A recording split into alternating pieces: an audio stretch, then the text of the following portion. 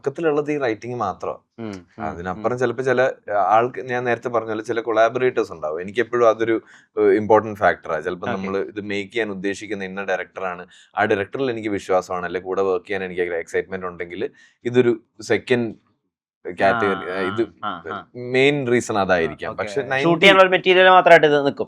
അതെ, അത് വെച്ചിട്ട് അവരെന്ത് ചെയ്യുന്നു എനിക്ക് അതിന്റെ ഭാഗമാവണം എന്നുള്ള റീസണിൽ സെലക്ട് ചെയ്യുന്ന ചില പ്രോജക്ട്സ് ഉണ്ട്. അതല്ലാത്ത 90% of the time it's the writing.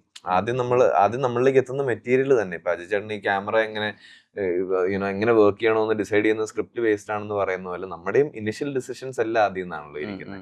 പിന്നെ ഈ പ്രൊഡക്ഷൻ ക്വാളിറ്റി അല്ല, ഇപ്പൊ ഒബ്സഷൻ ഞാനും കണ്ടതാ, ഭയങ്കര എൻഗേജിങ് ആണ് അതിനകത്ത്. നമുക്കിങ്ങനെ കണ്ടിരിക്കാം നെക്സ്റ്റ് എന്ത് സംഭവിക്കണം എന്നുള്ള ക്യൂരിയോസിറ്റി ഒക്കെ കൂടുതൽ ലൈക്ക് ത്രൂ ഔട്ട് ഉണ്ട്.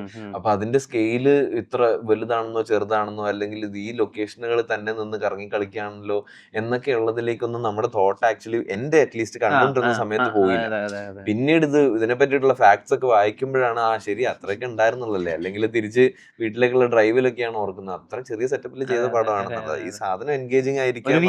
മ്യൂസിക് ഷോപ്പ് മതി. അതെ, പിന്നെ കാരണത്തുള്ള കുറച്ച് അത്രയൊക്കെ മതി.